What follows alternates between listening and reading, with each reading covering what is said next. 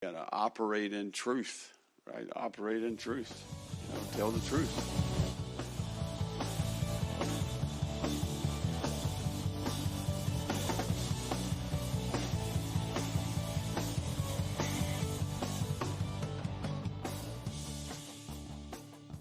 Hello, everybody, and welcome to the Gator Truth Florida Football Podcast.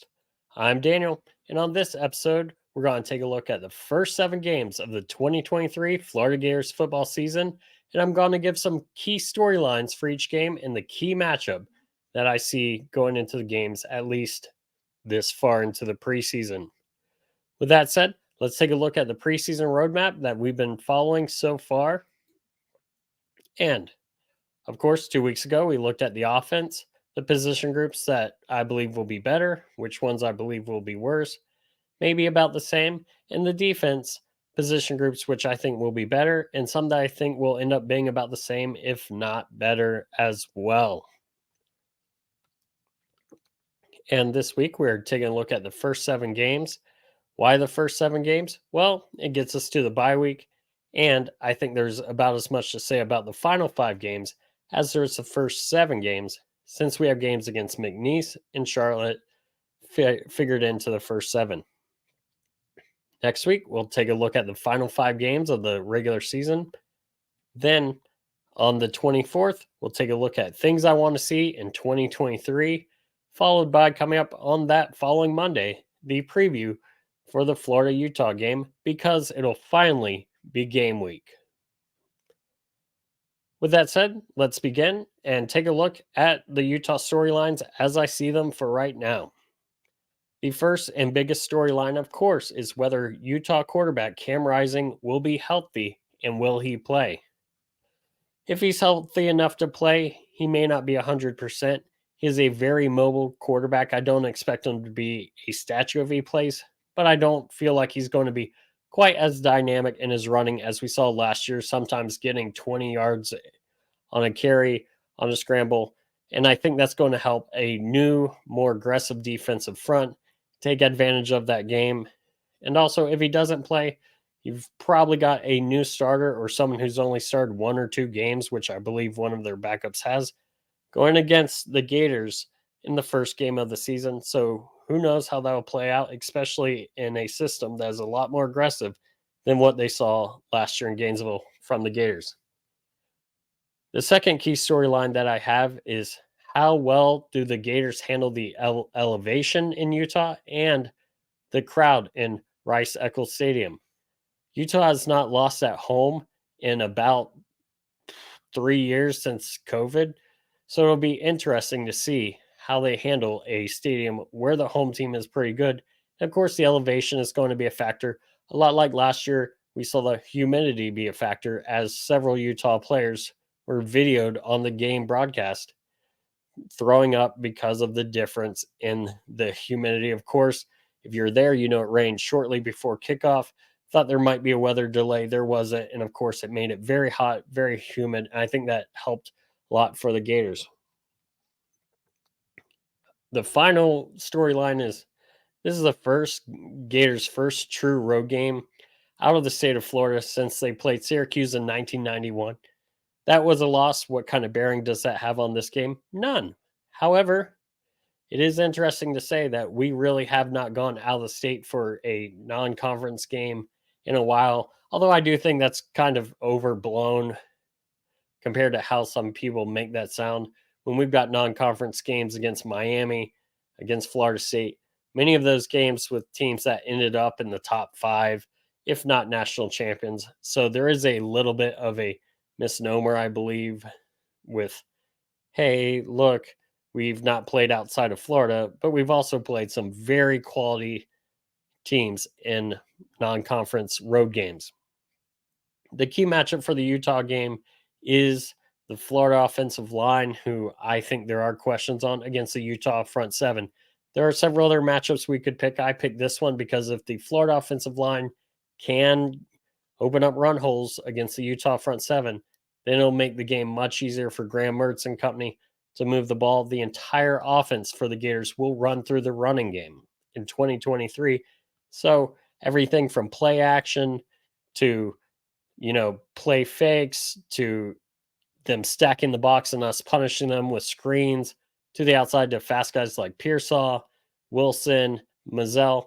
All those things are going to be a key factor on whether or not this O-line can do their thing against Utah front seven. And if they can, then this will be a very, very highly chance of an upset for the Gators, who currently some odds makers have the odds at 9.5 points for Utah for victory. So again, if our O-line can hold up, this could be a completely different game. I do believe that's a key matchup at this point. Doesn't mean that can't change with things that we see in camp. Sometimes there's injuries, all sorts of things that could happen for either team. But for now, that's my key matchup. Now, moving on to the McNeese State game, the home opener. Storylines I have is how quickly do the Gators get up by a big amount of points? And the reason why I ask why we would get up by a big amount of points is because then we can see the backups. Then we can see a lot of young guys get reps, get experience, really see the future, and also help build some depth for later on in the season. You never know when we're going to have injuries. They do happen throughout season. But at least now guys got some game experience to come in and fill some shoes. And also, how many reps do the backups get? Which that'll be a theme here. If they get more reps, of course, that's more experience, more realizing, okay, here's how I do this. Here's what it's like competing against another team. And the key matchup I have is the Gators and focus, because this is a game that Florida should put away early. McNeese State was not good last year. They're one of the least talented teams that have come into the swamp for a few years. And if the Gators can keep their focus to get the task done, I think that's going to bode well in a broad picture sense, in that if they can keep their minds focused against overmatched opponents, we can see them against teams we're more talented than that we're going to face on our schedule in the SEC.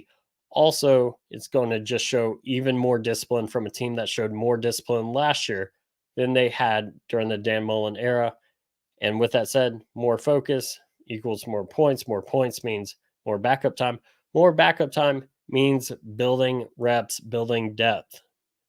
And also keeping the focus, because you're in between two big games, the opener against Utah and the SEC opener at home against the Tennessee Volunteers. Getting to the Tennessee game, the first storyline that I have is, can Josh Heupel, the coach of Tennessee, get a seventh straight top 15 offense? Josh Heupel is one of the best offensive minds in college football. It is what it is. One big question on whether or not he can do that is, how good will Milton be? Will he end up being the guy who's lost a starting spot at several different FBS schools? Or will he be a quarterback that we saw at the end of last season, who, after Hooker went down with injury, came in, did well, led the Vols to a big Orange Bowl victory over the Clemson Tigers? We'll see. And it's also the first true road game for Milton in the 2023 version of the Vols. Yes, they have a neutral site opponent starting out with Virginia. That game is in Nashville. You can call it a neutral site, but I'm going to say it's like a Georgia Bulldogs team playing a kickoff game in Atlanta. It's really a home game for the Vols. So Milton's first experience as a starter in the SEC, or at least in 2023 in the SEC, how will the road environment in the swamp impact Milton? And the final key storyline I see in that game is, how has Tennessee's pass defense improved? In 2022, they're 127th in the nation in pass defense. We threw a ton of yards on them early in the season. Our running game was not as strong. I believed our running backs averaged less than 4 yards per carry. However, we did well in the pass game. If we need to do that against the Vols this year, has their pass defense improved? If not, our better receiving core, if our offensive line holds up, will make them pay. And this could be a lot more favorable game for the Gators than some see from the preseason, because if Florida gets great line play, gives Graham Mertz time, he's a guy who can deliver the ball. I don't expect him to win a game for us, but I do expect with time he can not lose the game for us and make some plays, especially after watching the open practice, which I'll talk about that later. A key matchup, even though I'm talking about Tennessee's pass defense, a key matchup that I see for the Tennessee game is the Gators secondary against the Tennessee passing attack. Right now, there are questions about Gator safeties. However, I do think as far as the start, the corners here last week, there's no unit that I feel more comfortable in than that unit on the team, in my opinion. But can they stand up against this passing attack? Last year, Tennessee didn't even have their top receiver when we played them in Knoxville, and they still did well against us. Some of that was some miscues on zone plays, with us having more focus on press coverage, more man to man coverage this year, from what I understand. That should improve the defense some and also create smaller windows. Smaller windows sometimes mean more time for our defensive line to get home. And if our defensive line is getting home against Tennessee and their passing game is not good, again, this game becomes a lot more favorable to Florida if they can't get that passing game going. Then let's move on to the game after Tennessee, which is the Charlotte 49ers coming into Gainesville. And the questions here are very similar to the McNeese game. Can the Gators get up big early? And I know that seems like, yeah, they're an overmatched team. Of course we can. Last year, they went to Columbia and made it a game at halftime against the Gamecocks. We don't want to see that. And we definitely want to get ahead early for all the things I said for McNeese, which is we want to see the Gators play backups, get them experience in case we need them down the road in this season or future seasons. And another question I have for the game of storyline is how much do we see of backups? And I think some of that depends on record. If we come out of the first 3 games and we're 3-0, we probably see more of the backups. If, however, we're 1-2, let's just say we end up 1-2, losing to Utah and Tennessee, which could happen. These are both toss-up games. If it's 1-2, we may see the starters play for longer to work on execution. We may see them stand longer to work on chemistry, work on all sorts of things. And so it's very curious to see how much do we see of the backups in this game. Probably if we get up big early, look good in execution, look good on our focus, then that's what we'll see. And of course, the key matchup I put here is Gators versus execution. And again, if we go out, look decent against Tennessee, look decent against Utah, we lose, but we look like we're executing well. And again, we could be 3-0, but just looking at the worst case, if we come out here and we use this game as a game just for execution and we can execute, it shows seriousness against smaller teams. Last year, kind of slow start against Eastern Washington. Definitely played USF close. So things that can show improvement this year are just executing and stomping these teams that we need to stomp to show that we're coming back, that we are going to make a statement, and it doesn't matter who you are, we're going to treat you the same. Something I'm not sure happened in every game last year. Moving on to the Gators' first SEC road trip, and that's to Lexington, Kentucky. And the first question is, can the Gators play well in Lexington? In the last 4 games, it has not looked good for the Gators, even though we won 3 of those. The 3 games that we won from 2015, 2017, 2019 combined the margin of victory for all 3 of those, and it's only 14 points. 5 points in a 14-9 game in 2015. Of course, we had that 1-point win in 2017, which was actually on my brother's wedding day. Got to watch that in the Vegas airport, or the last bit in the Vegas airport, where we ran the play that I infamously have joked with people. The play where let's have Freddie Swain not be covered by a defender. It's where he's just waving his hands. And we scored near the end of that game. And of course, 2019, Kyle Trask takes over towards the end. We were the margin of victory there, by the way, 8 points. We were ahead by 1 point, and then we had the jet sweep on, I believe, 3rd down to Josh Hammond, and he took it all away touchdown. So that 8 points was really about a 1 point. He not arguably, should have gone down to let the clock run out after the first down, but he didn't. Oh well. So we're looking at possibly only 7 points between those 3 games. And of course, we lost in 2021.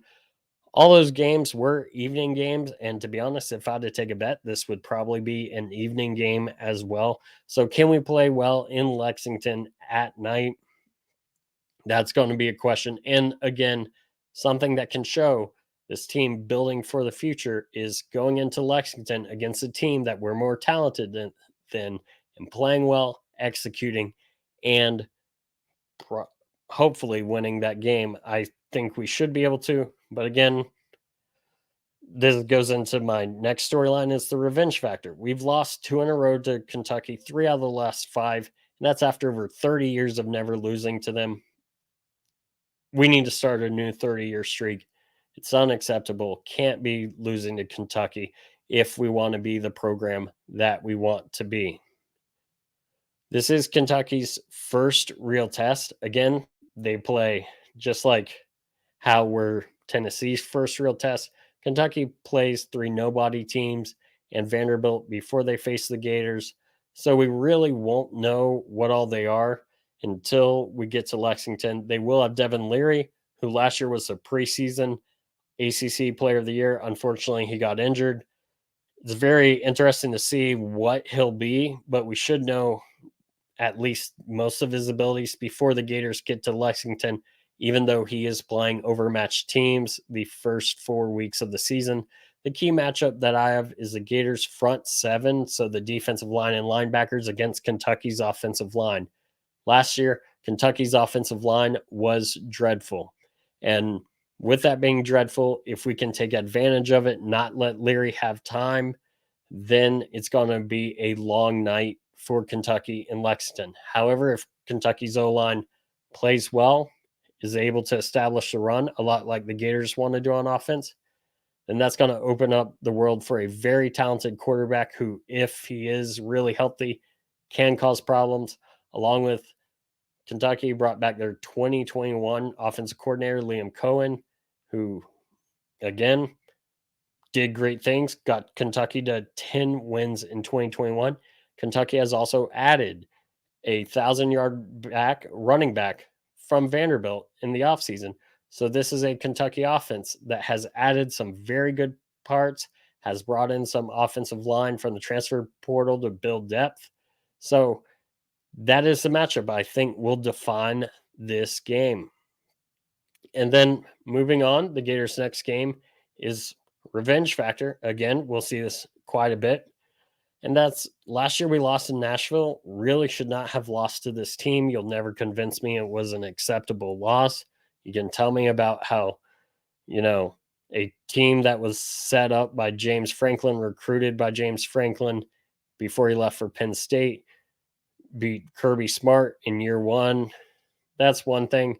But this was a Vandy team that had not been built up for years by James Franklin, by Bobby Johnson.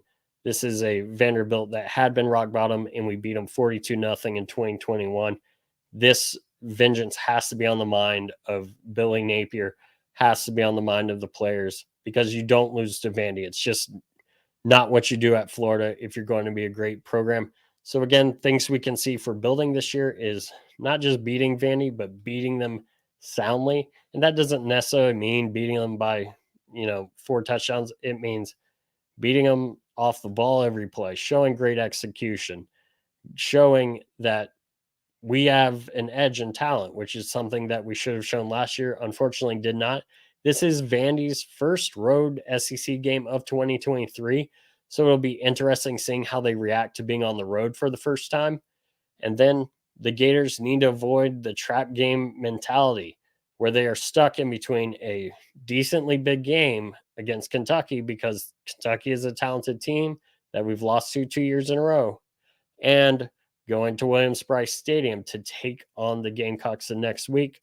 Usually, if you're looking ahead and you're stuck in between 2 decently talented games, sometimes that's what they call a trap game. Now, usually it's against bigger teams, but for a team that's trying to build for the future and have a great season, this is the type of game, and I think we saw it last year, that you could end up losing if your mentality is not right. So if we see, and this is why going back to McNeese going back to Charlotte, is if we can see them in those games building and executing and just treating every game like we need to play our best, always execute our best, then we'll see it here against Vandy as well.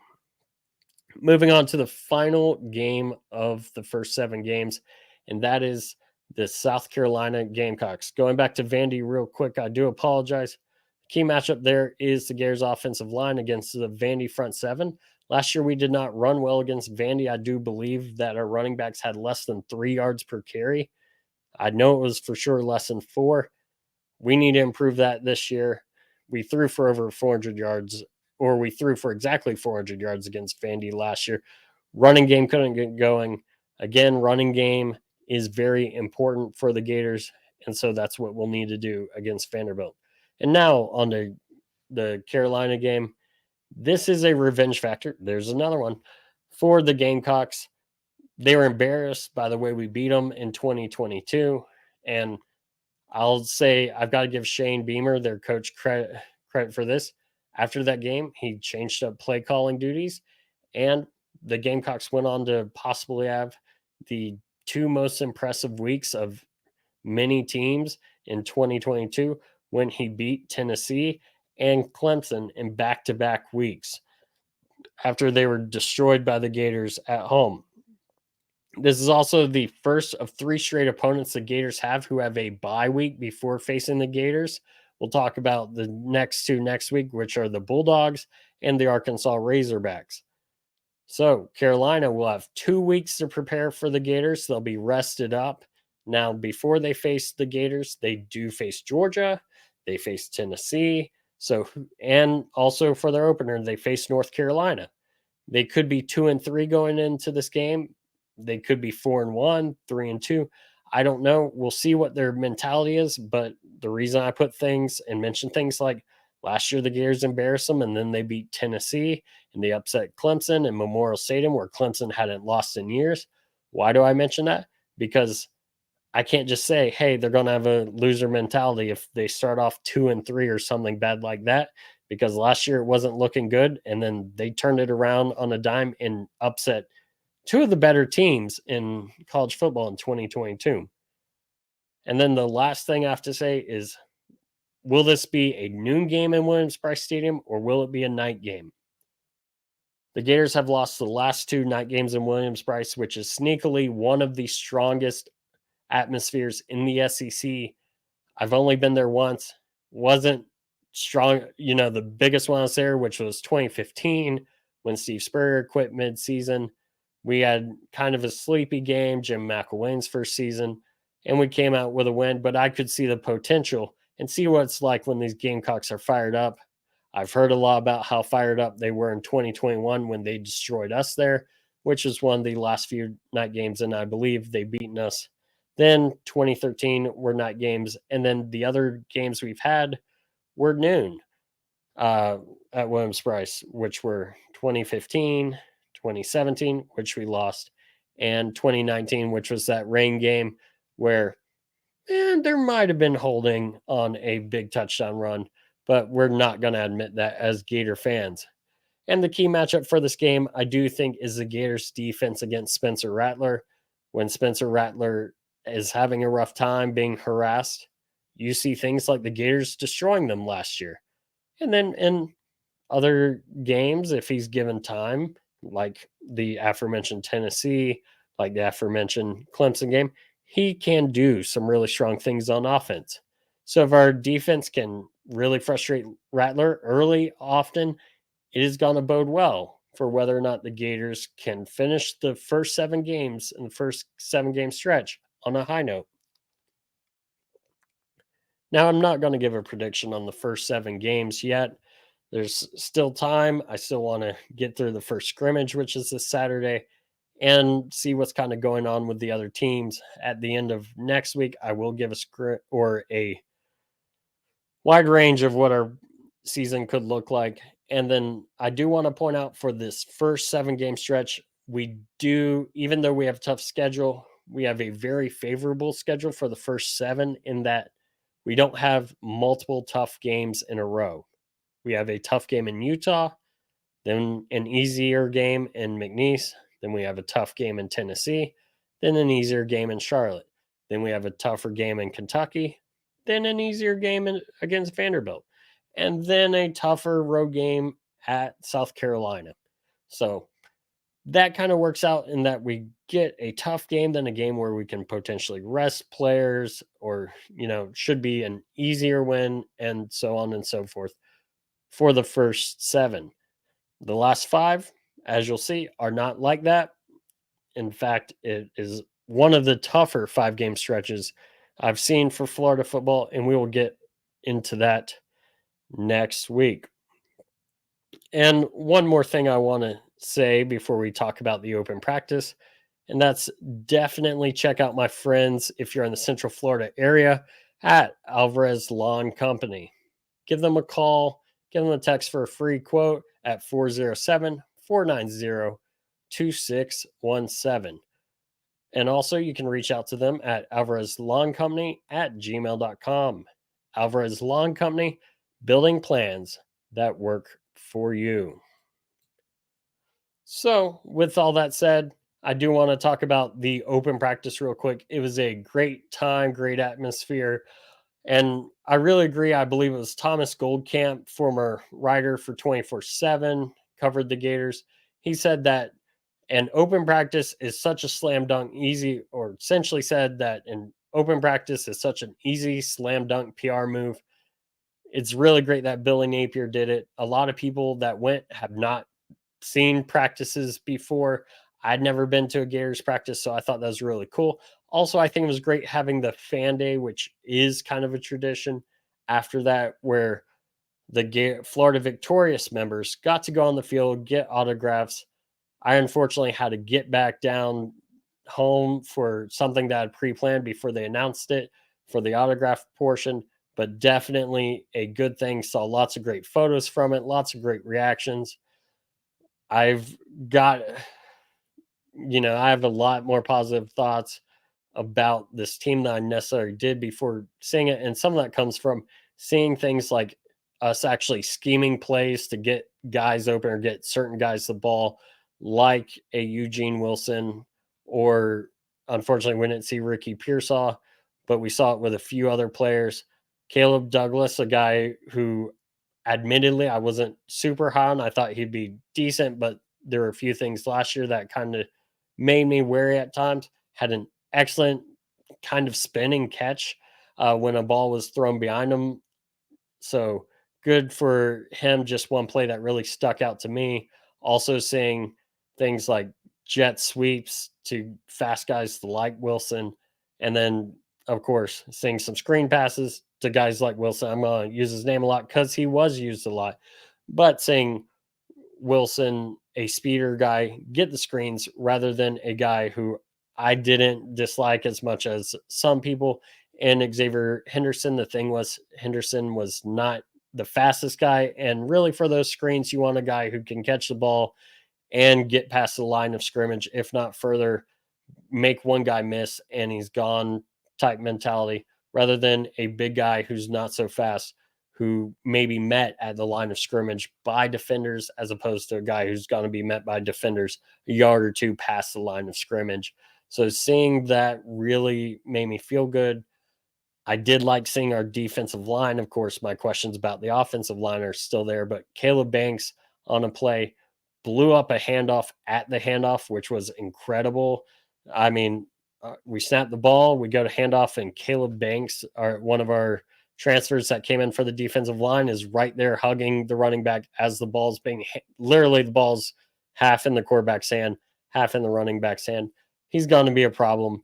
Made me feel really happy about our defensive line. Of course, that could just be bad omens on our offensive line. I don't know, but I do know that our first string offensive line hasn't fully been together yet, as Mazzucca is still, or Mazuka, as some people put it, although it's spelled Mazzcua,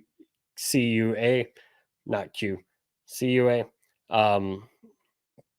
as he's still in a non-contact jersey.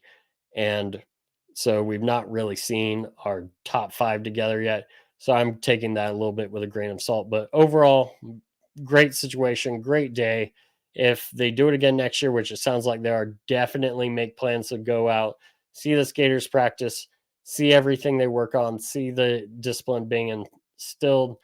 And I really think there are things that obviously weren't shown during that practice, but lots of good, lots of things to give hope for that. Some maybe taken a little bit too far in that this is a practice, so we don't know what's going to look like fully against other teams, but we have some hope that what we see here is what we're going to see in the future. And with that said, that's really all I've got for this week. Tune in next week to hear my thoughts or at least some storylines on the last 5 games, as well as my prediction or predictions for the season. And if you haven't, share this podcast with a friend, subscribe to us on YouTube, subscribe to us on Apple Podcasts, wherever you listen to your podcasts. I do hope to have some extra YouTube content coming here soon. And with all that said, thank you all for listening. And as always, go Gators.